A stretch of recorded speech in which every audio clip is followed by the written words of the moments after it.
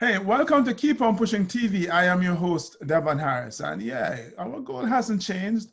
We share ideas and insights that are going to challenge you and inspire you to keep on pushing and live your absolute best life. So if you are in the game for some inspiration, then you're in the right place. So again, welcome to Keep On Pushing TV. Have an amazing guest today. He is an Olympian. He's a real estate professional. He's a podcaster. He's a husband. Sounds like an average, ordinary guy, doesn't he? No, this guy is a beast, man. I told you he was an Olympian, right? It goes without saying. He's excited about using all that he has learned and experienced in sports to apply to his life today. And hopefully we can, pick his brain and get some of that wisdom. So I'm really excited to welcome Hans Struzyna to the show. Hans, welcome to Keep On Pushing, bro. Evan, thanks for having me. That was a great intro. I love it. You killed it. Well, I often joke whenever I meet Olympians who were involved in water sports. I tell them that we're both involved in water sports. I just like mine frozen. Yeah, yours is just a little colder than mine. Yeah. So yes, folks, Hans is a 2016 U.S. Olympian rower. Which discipline did you compete in? So I was in the men's 8, which is the big boats that are at the end of the race. It's what most people think of when they're thinking of rowing is 8 people in a boat plus a coxswain, and they're 50, 60 feet long and looks really graceful and beautiful, but it's anything but when you're in it. There's as you say that, and I don't remember which event this was, may have been, I don't know much about boating, but in an event, the Atlanta Olympics, I think this British guy, he had finished 3rd, and a reporter asked him, how does it feel to win a bronze medal? And it goes, effing knackered. I think that sums it up. That sounds right for the British team. But how did you get into rowing, though? Yeah, so I grew up in the Seattle, Washington area. And for anyone who has ever visited or lived there, you know that it is surrounded by water. Pretty much anywhere you go or drive, you'll see the lake, you'll see the Puget Sound, you'll see something with water. And on that water, it's very often you'll see boaters and specifically rowers. It's just a big part of the community. It's very visible in a way that it's not in many other towns and cities. And so it's known, as opposed to, almost everywhere else in the country. It's kind of an even fringier sport than it otherwise would be, kind of like bobsled, I imagine, for many people. So my parents heard that we could take rowing lessons down at the local lake we're near where we were living, Lake Sammamish, not Lake Washington, for those of you who know that place. And we just did like a family activity in the summertime just to do something together. And it was kind of fun and we had a good time. And the coach there is, of course, they're always trying to recruit kids to come on the team. And my sister and I both ended up starting in the fall program with that club and basically just kept going for the next 12 years after that. All right. So was that something that you kind of fell in love with, or it just kind of grew on you? Yeah, at the time, so I grew late. I was always the smallest kid up until about 10th grade or so, or pretty close to the smallest kid on most of my sports teams and that sort of thing. And at the time, I wasn't thinking I was going to go back to play football or do basketball or any of that sort of stuff. So I said, what the heck, I'll try it. And I found out that I had a decent knack for it. Like physiologically, I have large VO2 max and lung capacity, and my proportions are good for rowing. I have long arms and strong legs and all that kind of stuff, which is important. And then I really liked the team aspect of it, but it wasn't immediate that I fell in love with it. It took me almost a full year to really understand what the sport was about, because to get to the fun stuff, which is like the Olympic Games distance of just 2,000 meter racing, you have to go through a lot of training. And especially in Seattle in the winter when it's raining and cold, you have to want it for lack of a better term. Yeah. And Yeah. so I did not like that first winter of training, but everyone was like, listen, you got to just do the spring season. You got to just do it. You can't make it a judgment until you do the spring season. So I said, okay, fine. I'll do it. And by the time I got into the spring season, I was hooked. Yeah. And that's, it's over by then, man. Oh yeah. No, I can remember it was my third bobsled run. I was scared to death on all three on that first day. But I remember going down the run on the track on that third run, scared to death, but knew I was hooked. So Hans, when did you kind of get the Olympic bug? So like most kids getting into a new sport, you're not really sure what's possible. And and the club that I was a part of, if you go visit it now, it looks very professional. They have a beautiful boathouse that they opened officially in 2016, well after I was out of there, which was funny because when I joined the team, I was promised new boathouse by the time you're a senior. And nope. How about done with my rowing career, new boathouse. Right. But it was a little shack and we didn't have running water or plumbing. We had little outhouses and a hose for water. So it was a very humble beginning from the sport, and it was very small and isolated down into our little area. And I didn't really think beyond, to worlds and nationals and Henley Royal Regatta. And of course, not the Olympics at that point, because the club was only 10 years old at the time. There hadn't been a lot of really notable big time alumni or anything like that. So I just was trying to row and have fun and get to know some people. And I kept getting better, kept getting invited to these selection camps and so forth and so on, and then realized I could go to college. So I worked really hard to go to college, and I was fortunate enough to get recruited to the University of Washington and compete and win some national championships there. And it wasn't until my third year at University of Washington where I was competing against guys who were coming from Canada and Australia and Europe, who were on their various national teams and doing well on those national teams. And I was able to compete and beat some of them in college. I was like, hey, I think I can do this on the next level too. So that was really when I realized I have a shot to go to the Olympics and the national team and world championships and all that stuff. So it was almost half my rowing career. I didn't even think much about it. And then the second half, that's all I cared about almost. Yeah. How long were you on the national team? So let's see. There's the under 23 team, which I did 2 summers of, and then there's the senior level. So I was 2 summers in college on the under 23. And then basically the moment I graduated, I went down to San Diego and joined the team and the senior team and was trying to make that squad. And I made 2 world championship teams, and then of course the Olympic Games. So halfway through your rowing career is kind of when you got the Olympic bug. You were beating some international athletes. I guess you felt confident in the progress and the ability that you had developed so far. Is that accurate? Yeah. So, what that's saying to me is, and correct me if I'm wrong, is that it takes time to develop skill and to have the confidence in whatever it is that you're doing to perform at an elite level. Oh yeah. It takes time and you have to prove it to yourself almost before you can, or at least in my case, I had to prove it to myself before I could prove it to anyone else. Yeah. Which is generally how it works. What I find in life is that even when other people, sometimes we need other people to kind of encourage us and go, hey, we believe in you. But if you doesn't matter how much they believe in you, if you don't have that belief in yourself, none of that matters. Totally.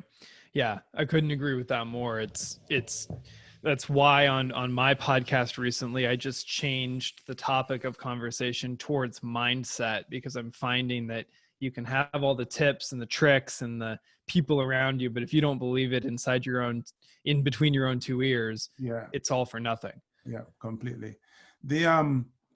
So what life goals did you have, growing up, in high school and into college, and, So when you're in high school, and you kind of look forward to this age, what did you imagine yourself doing?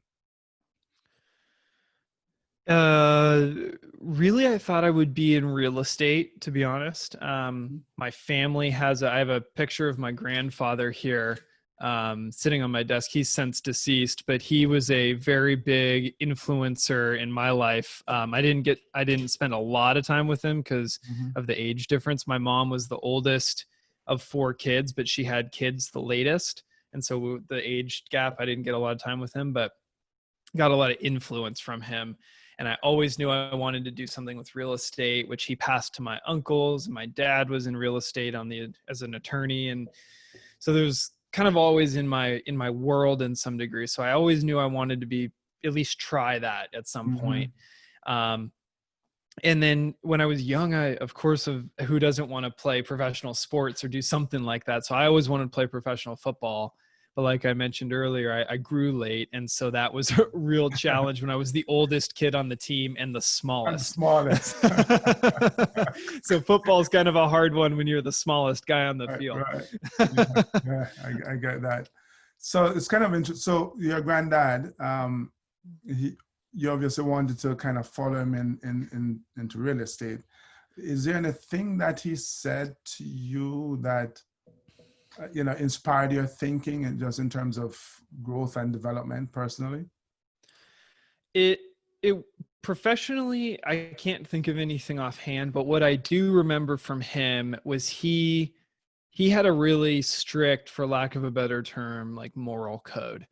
And there was always like there was a right way and a wrong way to do things. And it came down to the way you walk on the golf course, all the way up to like holding doors open for your mom and for your grandma, and like pulling chair, like chivalry was a really big thing for him. Mm-hmm. And I always just remember that, coupled with at his funeral and even before he passed and afterwards, anytime his name came up in conversation, there was nothing but positivity for him. And everybody seemed to think he was just a wonderful human being. And I just remember thinking, like, if someone can have that impact on people, and carry themselves in such a way that people remember them as that, as well as be very successful in business, that seems like a good life goal to go after. And so it wasn't necessarily what he said, but it's more how he was. Right, right. There are these exercises where when we're talking about your vision, your life vision, they get you to imagine that you're at a funeral, and it turns out to be your funeral, and what people are saying about you, your family, your friends, work colleagues, and clients, and so on. And it seems like your grandfather did a pretty good job of it. Yeah, I would say that, having what I do remember of his funeral, I think he would have been proud of what he left behind. Although I'm sure he would have loved to have 20 more years here with everyone, but I think he left a legacy worth being proud of. Awesome. Yeah. I think we all could, most of us would want, some extra time, but it is what it is. You use what you have, right, and make the Of most course. of it. So you chose a sport, rowing. It's not like there are any easy Olympic sports, but rowing is intense, man. It's Oh yeah. talk about the hours on the water and in the gym and everything else. Talk to us a little bit, Hans, about just we're talking about mind. We touched on mindset earlier. The attitude and the approach you have to like get up and go to the lake, even during those cold winter days, to go do the work. Yeah, it's definitely just the nature of it. The fact that you're training on the water, and often it is cold and wet and dark for the majority, if not all of your session, weeds people out pretty quickly. And so it's the folks who really seriously want to be there are generally speaking the ones who can who show up and are successful. And then there's definitely a discomfort factor. I mean, other than the fact that it's a full body workout, your back gets sore, all your muscles get sore because you're using them all the time. There's discomfort in just simple things like your hands get chewed up because you're working with an oar in your hands all the time and it's wet and you get blisters and you have to get calluses over them and all that stuff. So there's a lot of just uncomfortable pieces to it. So it builds a level of resilience in the athletes who commit to it. That's hard to parallel. And then obviously from there, it's like degrees of separation, because anyone who's willing to tolerate a sport like that for any amount of time has some grit to them. But then it's like another level that you find as you continue to get better at the sport and do it at a very high level. Mm-hmm. So, it's just something that as with anything, you figure it out over time. You figure out what you enjoy. Is this discomfort, is this challenging, hard workout you're doing worth it to you to be the best or be as good as you can be? And when you start to make those decisions for yourself in those moments and deciding to wake up and go to practice, it starts to build a character, for lack of a better term, that you start to identify with and can just sort of carry you into that next session or that next practice. Mm-hmm. And how does that translate, off the lake, off the water into, say, the business world for you? For me, there's in a number of ways, both positively and negatively, frankly. The positive stuff is absolutely the part where I can keep my foot on the gas, even when I'm not feeling like I'm getting a ton of traction. Like, I know if I just work at it and I keep trying to get better and I'm coachable, good things will happen, financially and in business. But on the other side of things, there's, the Olympics in and of them, there's winners and losers, right? And you get your one shot or your two shots to go down the track and put down your best time and try and cross the line first. And in business, that doesn't exist in quite the same way, because you have in theory, you have multiple opportunities. You have multiple clients. If you mess up on one, it's like, okay, you learned something, you move on. And so I think that there's a mentality that you can develop as an athlete that you have to perform on that one day and have to have it be perfect before you can be successful, which you should carry that. You should strive for success like that, but you also need to be careful not to take it too far in the other direction and be so concerned on this one deal that it keeps you from seeing a bigger picture or getting to the next client and the next opportunity or whatever it is. Yeah. It's you're right. There's such a strong correlation and so many lessons to learn and carry over from sports to business. And quite frankly, vice versa. I was just speaking to another summer Olympian, Derek Redmond, from the UK, and he speaks about, sports being a business and the business of sports and business itself, and how they correlate. But you're right. While sports, the challenge I find with sports is that the results are final. That's it. It's either you won or you didn't win. Right. What's amazing about business is that you, as you just rightly said, you have multiple chances of winning. Maybe the warning, so to speak, the caution would be, hey, don't get complacent as an athlete, right. Because you missed this deal, you can always get the next one, because you can fall into complacency and the other. Of course. And the danger is like, no, I have to close this deal no matter what. And then you destroy a relationship. Totally. And I mentioned to you, I was always the small kid growing up. So I took that chip on my shoulder through college and beyond, and was always trying to be better. And I remember multiple different points in my career where I would be worried that I had officially hit my ceiling. And that I did, because there's a certain point at which you just can't go faster. It's physically impossible to go faster. Like you on the bobsled, me in the rowing boat. There's physics involved here, right? Like there's certain speeds that you can hit, and you're probably not going to go a whole lot faster than that. You're not going to go from 5 minutes to 4 minutes all of a sudden. It's not going to happen. Yeah. And so I was always worried about that. And that's one thing that I've been struggling with currently is I'm not, this isn't like a humble brag, but I'm doing very well in what I'm pursuing right now.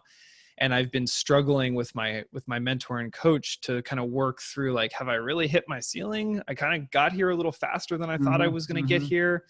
And he's like, listen, this is not sport anymore. Like, all the things you learned in sport are helping you get here, but like, there is no ceiling in this career. Like, you can create success financially or otherwise to whatever degree you want to create it. And if you get all the financial success, you can pivot into something else completely different and have a whole new thing to climb in the same exact career. So there's no finite, like, gold medal success metric here in it. And that's really started to open my eyes in the last 6 or 7 weeks to what do I actually want that success to look like? And I couldn't help but just think of keep on pushing as you're saying that, because, when people hear it, obviously because I'm a bobsledder, I think I'm only talking about, pushing and getting over the obstacles, but it's about the growth, and it's about leaving yourself open for other opportunities so you could become incredibly financially successful in your current career. But as your mentor just, you pointed out, he mentioned to you, there are other avenues in which you can go spread your wings, so to speak, and pursue success. Yeah, absolutely. You can get into mentorship yourself. You can go do philanthropic stuff. There's any number of things you can get involved with in life that if you were to do that as an athlete, you would call that person distracted, right? Because they're not focused on the gold medal. They're focused on other things, right? But it's that component is what it's like, this double-edged sword. It makes you really good and deadly whenever you put it to practice in a certain direction, but it can also sabotage you a little bit. Yeah. But, doing that, as your mentor says, achieve success in one area, in this area, and then going off to go pursue it and achieving it in another area, I think creates the kind of life that your grandfather lived. Totally. Yeah. So we came right back to that. Talk to me, because I'm only guessing here that you have experienced that dreaded F word, not the one that the British roar, but the other one called failure. First of all, how do you see failure? How do you define it? Yeah, that's been a moving target for sure. For me, for a long time, failure was simply not making the national team, not medaling, not achieving a time in the boat, whatever it was. And you did it or you didn't. And it was pretty cut and dry. And so that actually I really struggled with after the Olympics, because we got 4th, and I considered that a failure. And for about a year and a half, I was thinking, like, this whole 12-year career was for nothing. And I can say that I think it was either a therapist I was seeing or my life coach at the time, one of the two, probably both, said, yes, that was one outcome. That was one thing that happened, but is that defining your entire experience? And they didn't say, it was something to that degree, but it made me realize, like, 5.5 minutes on a race course is not going to define over 12 years. And when I saw that, I all of a sudden realized, like, failure isn't failure. If it's a learning, it's a thing that happened. It's a moment, it's an opportunity to grow. But it doesn't necessarily need to define the entire experience. And so now I look at the things that most people would call failures and look at them as learning opportunities. Indeed. So again, that's a challenge with sports in itself, where, as I said earlier, you either won the medal or you didn't. And, right. As athletes, we see that as failure because they didn't get the medal. But if you are going to, pull back from the experience, as it were, kind of go 30,000 feet instead of 3 feet above and look down, you realize, as you just said, hey, it's 5.5 minutes, man. But look what I've done over the 12 years. Look how far I've come from those summers on the lake with my family. Yeah. And that first miserable winter. Yeah. And how much more resilient you've become, right? Absolutely. And, you look at one of the things that I thought, because I got on the lake that day for the final and knew that I had done everything I needed to do to prep to put myself in position to be a medalist. And I thought everyone on this race course has pretty much done that. Now it's just going to depend on who gets that edge, that 0.5% here, 1/4% there. And that's what it comes down to. And that's the execution and maturity. And that's where you gain by being in the sport longer and having more experience in better teams and all that stuff. That's where you gain those tenths, those edges. But ultimately, everyone on the lake that day were all medal caliber athletes. It's just half of us don't have the medals to prove it. And to say that everything was a waste or we did it all wrong because of that, it's like, no, we did a lot of things right too to be there. Right. It just didn't work out in that exact way that we wanted it on that day. But that's where the top 0.1% in anything comes into play. Because you have to also think about, as you say, everybody on that lake who were medal caliber athletes. There are perhaps just as many other medal caliber athletes who were not on the lake that day, who were not even in the Olympics. Again, because it came down to just this tiny bit that decided who would actually make the Olympic team. And so I think it gives rise to the conversation about, perfection versus excellence. Because I think as athletes trying to get to the Olympics, we sometimes to win, you like in that moment have to do everything perfectly. Yep. But it doesn't mean that the guy or girl who finished second wasn't excellent. And I'm kind of curious as to how you view what difference you see between the two, perfection versus excellence. Man, I love that question. That's such a cool distinction, by the way. That's super good.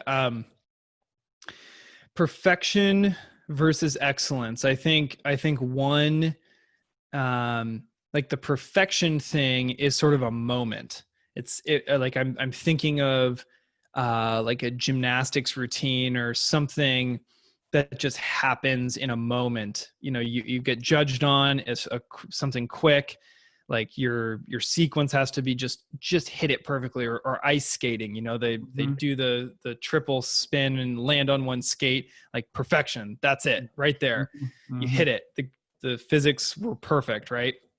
But then excellence is, I think, more of a mindset, for lack of a better term, like always looking to be better, to push your personal boundary, to be the best that you can possibly be in those moments, and over time to consistently improve towards whatever the peak of the mountain is that you're pursuing. Mm-hmm.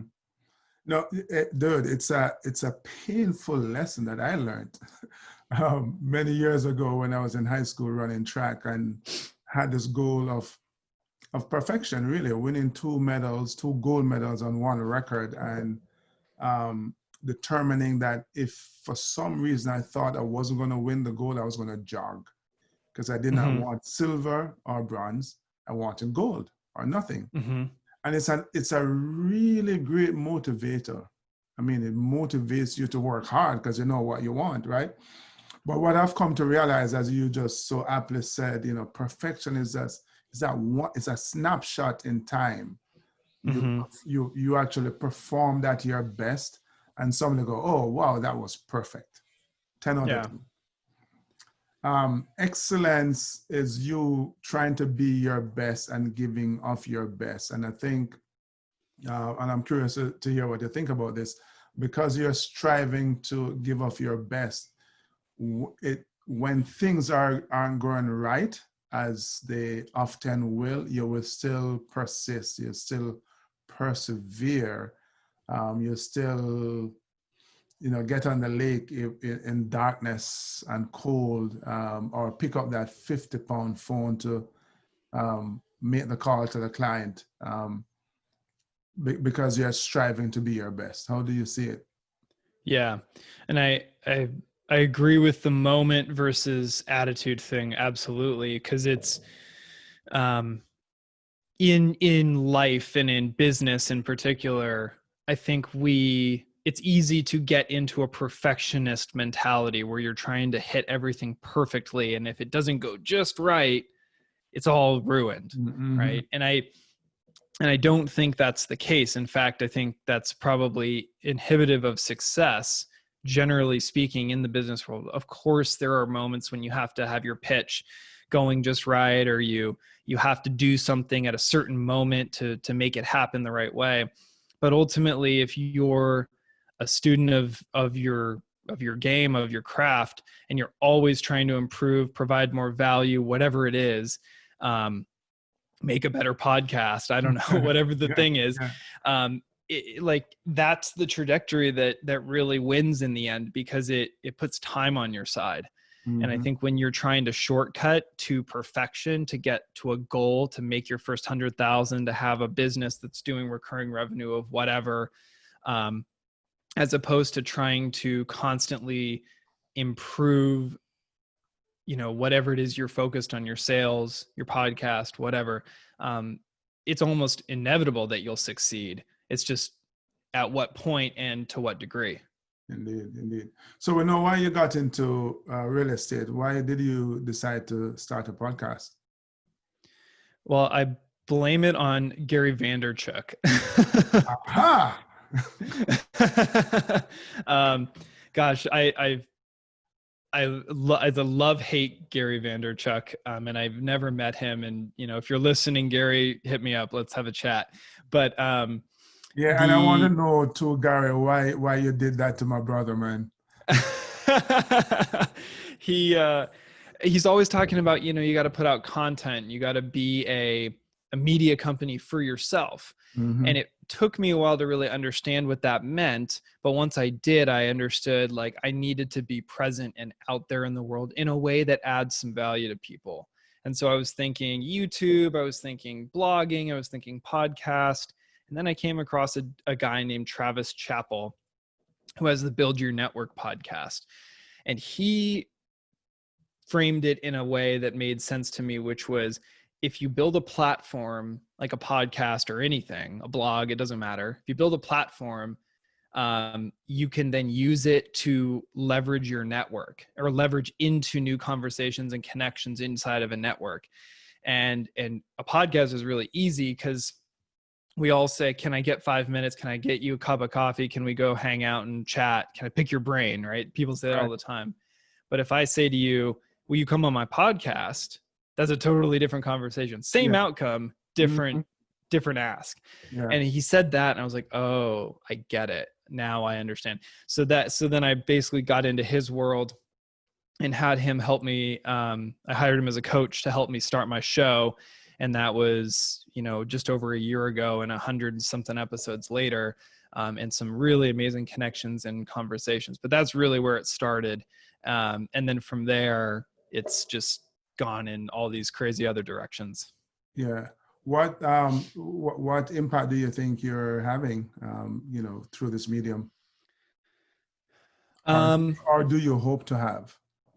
Yeah, the hope is definitely that people can see, well, the show is called Another Way to Play. And so they can see that there are other ways to do things. Like the typical, where I started the show, the typical 9 to 5, commute in, commute out, take a weekend off and do it all over again. Lifestyle is not the only way. It's one way, but not the only way. And I was hoping to share with people my experience, because I've never had a formal W-2 employment job. I've never had to show up to an office setting and clock hours. Like that's never been something that I've literally never done that. And I've had a lot of friends who sort of talk to me like, how are you making commission and making it being successful and that sort of thing? And so basically I just said, this is something I'm clearly have a mind for and have a risk tolerance for. So if I can help some other people realize there might be some other alternatives to the lifestyle they're living, then that's what I hope people understand. And then, like I mentioned earlier, the mindset piece is so powerful. So I've shifted the conversation away from just X's and O's. How did you get started? How did you build? To how did you develop the mindset that you currently carry with you today? And how is that helping you win and succeed in your life? Mm-hmm. So indeed, another way to do it, another way to live, as it were. If someone wanted to find you, Hans, how would they do that? Yeah, if you're on Instagram, it's at Chief Sna, spelled SNAH, and that's my first name backwards. And then my website is hansstruzyna.com. I'm also on all the LinkedIn and Facebook and all that kind of stuff. But those two places are the easiest ones. You can find out about my real estate, the podcast, all that good stuff on those platforms. Are you a motivational keynote speaker as well? Not yet. I mean, maybe someday we'll see. I don't have a keynote or anything, but maybe. Another way to live, baby. Oh yeah, no, that's you're right. I should not count that out for myself. No doubt. It's all good, but dude, it's been great, man. Although you hang out on a lake, which it's way too deep for me. I prefer something a little steeper. yeah, steeper and colder for you. Well, you just have to bundle up, man. It's not that bad. But it's been enlightening nonetheless, and I thank you for spending time with us, sharing your experiences, your wisdom, man. You like all the other guests we have had the honor to speak to. You definitely epitomize the keep on pushing philosophy, and for that we thank you. Well, thank you for the opportunity. It's wonderful to be here. All right, cool. Thanks for watching. If you haven't done so yet, make sure you click on that subscribe button and hit that bell. You'll get a notification every time we post a new video. And don't forget, share it with your friends, man. They want to be inspired as well, right? So share it. Don't keep it. And before you go on to the next video, visit my website, www.devonharris.com. Keep on pushing.